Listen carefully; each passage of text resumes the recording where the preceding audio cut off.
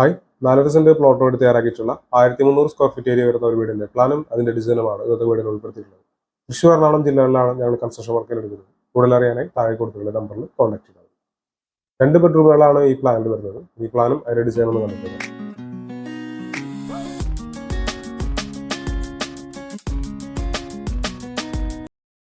ഈ ഭാഗത്തായിട്ടാണ് sit out വരുന്നത്. സിറ്റ് ഔട്ട് നിന്നും ഈ ഒരു ലിവിംഗ് ഏരിയയിലേക്കാണ് കിടക്കുന്നത്.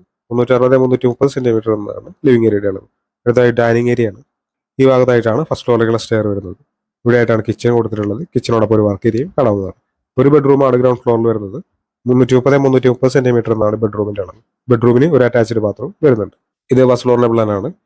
ഒരു ബെഡ്റൂമാണ് ഫസ്റ്റ് ഫ്ലോറിലും കൊടുത്തിട്ടുള്ളത്. 330-330 സെന്റിമീറ്റർ എന്നാണ് ബെഡ്റൂമിന്റെ അളവ്. ബെഡ്റൂമിന് അറ്റാച്ച്ഡ് ബാത്റൂം വരുന്നുണ്ട്. ഈ ഭാഗത്തായ ഒരു അപ്പർ ലിവിംഗ് സ്പേസും കാണാവുന്നതാണ്.